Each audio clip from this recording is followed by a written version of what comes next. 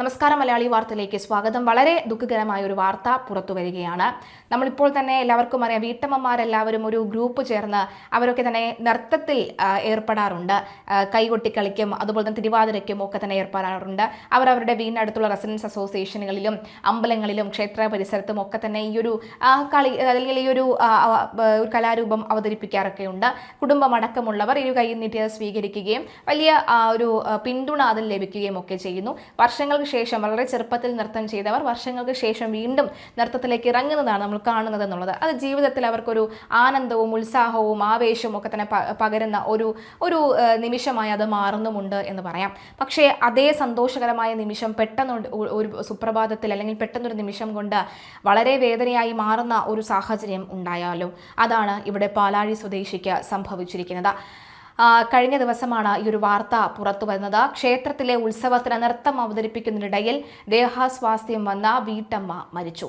പാലാഴി സ്വദേശി 54 വയസ്സുകാരിയായ ഷൈനിയാണ് മരിച്ചത്. കോഴിക്കോട് പെരുമണ്ണ പയ്യടി മേത്തൽ ചിറയ്ക്കൽ ഭഗവതി ക്ഷേത്രത്തിലെ ഉത്സവത്തിനിടയിലാണ് സംഭവം. നൃത്തം പൂർത്തിയാകുന്നതിന് മുമ്പേ ദേഹാസ്വാസ്ഥ്യം അനുഭവപ്പെട്ടതോടുകൂടി ഷൈനി പിന്നാലെ സ്റ്റേജിന് പുറകിലേക്ക് പോവുകയായിരുന്നു. ഉടൻ സ്വകാര്യ ആശുപത്രിയിൽ എത്തിച്ചുവെങ്കിലും ജീവൻ രക്ഷിക്കാൻ കഴിഞ്ഞില്ല. ഇന്നലെ രാത്രിയായിരുന്നു ക്ഷേത്രത്തിലെ ഉത്സവത്തിന്റെ ഭാഗമായി പ്രദേശത്തെ 7 വീട്ടമ്മമാർ ചേർന്ന് നൃത്തം അവതരിപ്പിച്ചത്. നൃത്തത്തിനിടയിൽ പെട്ടെന്ന് ഷൈനിക്ക് ദേഹാസ്വാസ്ഥ്യം അനുഭവപ്പെടുകയായിരുന്നു. ഉടൻ പാലാഴിയിലെ സ്വകാര്യ ആശുപത്രിയിൽ എത്തിച്ചുവെങ്കിലും രക്ഷിക്കാൻ കഴിഞ്ഞില്ല. ഭർത്താവ് AN ഷാജു, ഡോക്ടർ സ്നേഹ, സപ്ത എന്നിവർ മക്കൾ കൂടിയാണ്. തീർച്ചയായിട്ടും ഇതൊരു വളരെ വേദനാജനകമായ ഒരു വാർത്ത തന്നെയാണ്. വീട്ടമ്മ 54 വയസ്സ് മാത്രമേ ഉള്ളൂ പ്രായം. മറ്റ് ജോലികൾ എന്തെങ്കിലും ചെയ്യുന്നുണ്ടോ എന്നുള്ള വിവരം വരുന്നില്ല. ആ ക്ഷേത്രത്തിന്റെ പരിസരത്തുള്ള 7 വീട്ടമ്മമാർ ചേർന്നാണ് ആ നൃത്തം അവതരിപ്പിച്ചത്. അതായത് ഇപ്പോൾ നമ്മുടെ ക്ഷേത്ര പരിസരങ്ങളിലും അതുപോലെ തന്നെ നമ്മുടെ റെസിഡൻസ് അസോസിയേഷനിലും ഒക്കെ തന്നെ ഇത്തരത്തിൽ വീട്ടമ്മമാരുടെ കലാപരിപാടികൾ നടക്കാറുണ്ട്. കൈകൊട്ടി കളിയായിട്ടും തിരുവാതിര കളിയായിട്ടും ഒക്കെ തന്നെ അതിന് പ്രാക്ടീസ് വളരെ നേരത്തെ തന്നെ അവർ തുടങ്ങാറുമുണ്ട്. അത് മാത്രമല്ല, ഇപ്പോൾ കൂടുതൽ ആരോഗ്യത്തിൽ ശ്രദ്ധിക്കുന്ന വീട്ടമ്മമാരെ നമ്മൾ കാണുന്നുണ്ട്.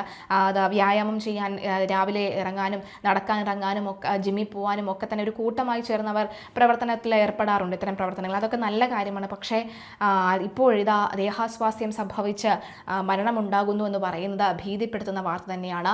മറ്റ് രോഗങ്ങൾ എന്തെങ്കിലും ഉണ്ടായിരുന്നോ എന്ന് നമുക്ക് അറിയില്ല. അതിനെക്കുറിച്ചുള്ള വിവരങ്ങളൊക്കെ തന്നെ വരുന്നതേ ഉള്ളൂ. ഈ വീട്ടമ്മയ്ക്ക് ദേഹാസ്വാസ്ഥ്യം അനുഭവപ്പെട്ട ഉടൻ തന്നെ വീട്ടമ്മ പിന്നാലെ സ്റ്റേജിന് പിന്നിലേക്ക് മാറുകയായിരുന്നു. ശേഷമാണ് അവിടെ നിന്ന് ആശുപത്രിയിൽ പെട്ടെന്ന് ആംബുലൻസ് വിളിച്ചു വരുത്തി അടുത്തുള്ള സ്വകാര്യ ആശുപത്രിയിൽ എത്തിച്ചത്. പക്ഷേ ജീവൻ രക്ഷിക്കാൻ കഴിഞ്ഞില്ല എന്നുള്ള വളരെ ദയനീയമായ വാർത്തയാണ്. കൂടെ കളിച്ചുകൊണ്ടിരുന്നവരൊക്കെ തന്നെ ഇപ്പോൾ അക്ഷരാർത്ഥത്തിൽ ഞെട്ടലോടുകൂടിയാണ് നോക്കിക്കാണുന്നത്. എന്താണ് സംഭവിച്ചെന്നറിയില്ല. അത്രയും നേരം കളിച്ച് ചിരിച്ച് നൃത്തത്തിനൊക്കെ നേതൃത്വം നൽകി തങ്ങളോടൊപ്പം ഉണ്ടായിരുന്ന അമ്മയാണ് അല്ലെങ്കിൽ വീട്ടമ്മയാണ് പെട്ടെന്ന് ഷൈനിയാണ് പെട്ടെന്ന് തങ്ങളെ വിട്ട് പിരിഞ്ഞത്. അത് വിശ്വസിക്കണോ വേണ്ടയോ എന്നൊരു വല്ലാത്തൊരു മരവിച്ച അവസ്ഥയിലാണ് കൂടെ ഉണ്ടായിരുന്ന മറ്റ് വീട്ടമ്മമാരും ഒക്കെ ഉള്ളത്.